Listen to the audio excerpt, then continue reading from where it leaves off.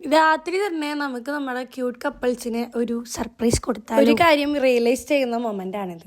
ഫ്രണ്ട്സിനൊക്കെ സർപ്രൈസ് കൊടുക്കുന്നേക്കാളും ഏറ്റവും നല്ലത് കൂടെയുള്ള കുടുംബക്കാർക്കും ബന്ധുക്കാർക്കും കൊടുക്കുന്നതായിരിക്കും. അത് നമ്മളൊരു സ്ഥലത്തെത്തുമ്പോൾ മനസ്സിലാവും. ഒരു പകുതി ലൈഫിൻ്റെ ഒരു അറ്റം വരെ എത്തുമ്പോൾ നമുക്കത് റിയലൈസ് ചെയ്യാൻ പറ്റും. അപ്പോൾ നമ്മൾ കുറച്ച് മെച്ചോർഡാണ് നമ്മൾ വിചാരിക്കും. തിരിച്ചറിവാണത്. ഓക്കെ, അപ്പോൾ എല്ലാവരും അത് മനസ്സിലാക്കുക. കൂടെ നിൽക്കുന്നവരായിട്ട് ഇവരൊക്കെ തന്നെ ഉണ്ടാവുള്ളൂ. പറഞ്ഞു വന്നത് ഇവരുടെ വെഡിങ് ആനിവേഴ്സറിയാണ്. 52 വർഷമായി ഇവർ ഒരുമിച്ച് ജീവിച്ച് തുടങ്ങിയിട്ട്. 9 മണിക്കും 10 മണിക്കും ഉറങ്ങുന്ന ആൾക്കാരുടെ അടുത്തേക്കാണ് നമ്മൾ കയറി ചെല്ലുന്നത്. എത്ര മണിക്ക്? 11 മണിക്കാണ് നമ്മളവിടെ എത്തുന്നത്. രണ്ടുപേരും നല്ല ഉറക്കമായിരുന്നു. അമ്മാമ്മ എന്നെയല്ല അന്വേഷിച്ചത് ആദ്യം. അലിയുടെ എവിടെ, വർക്കി എവിടെ എന്നാണ് അന്വേഷിച്ചത്. അവിടെ പന പോലെ നിന്നിട്ടും എന്നെ കണ്ടിട്ടില്ല. അതാണ് ഞാൻ ചോദിക്കുന്നത്, ഇപ്പം എന്നെയൊന്നും വേണ്ടല്ലോ എന്നുള്ളത്.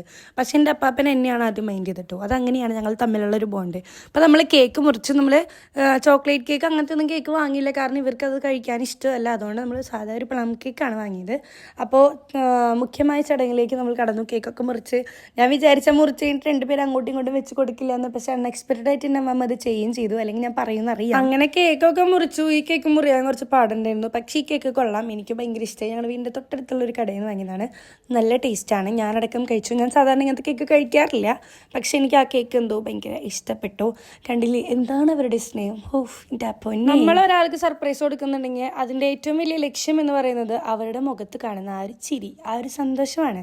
എൻ്റെ രീതിയിൽ ഞാൻ ചിന്തിക്കുമ്പോൾ എനിക്ക് അങ്ങനെയാണ്. കാരണം എനിക്ക് ഈ സർപ്രൈസ് കൊടുക്കാൻ ഭയങ്കര ഇഷ്ടമാണ്. എനിക്കത് കിട്ടിയില്ലെങ്കിലും ബാക്കി ആൾക്കാർക്ക് അത് കൊടുക്കാൻ ഭയങ്കര ഇഷ്ടമാണ്. പിന്നെ ഇവർക്ക് ഏറ്റവും ഇഷ്ടമുള്ള ഒരു കാര്യമാണ് മന്തി. എൻ്റെ അമ്മാമ്മയും അപ്പാപ്പനും കുറച്ച് മന്തി ഫാൻസ് ആണ്. പക്ഷെ അത്രയൊന്നും കഴിക്കില്ല. മയോണൈസോ അതൊന്നും കൂട്ടില്ല. ജസ്റ്റ് ആ റൈസും ആ ചിക്കനും ഭയങ്കര ഇഷ്ടമാണ്. അപ്പം നമ്മൾ പുറത്തിരുന്ന് തന്നെ കഴിക്കാമെന്ന് വിചാരിച്ചു. അത് വേറൊരു വൈബായിരുന്നു രാത്രി. അങ്ങനെ ഫുഡൊക്കെ കഴിച്ച് നമ്മൾ തിരിച്ച് വീണ്ടും ഒരു ഊബർ വിളിച്ച് നമ്മൾ പോവാറായി. അപ്പം ടാറ്റ ബൈ ബൈ പറഞ്ഞ് അവരുടെ ഒരു ദിവസം നമ്മൾ അവസാനിപ്പിച്ചു.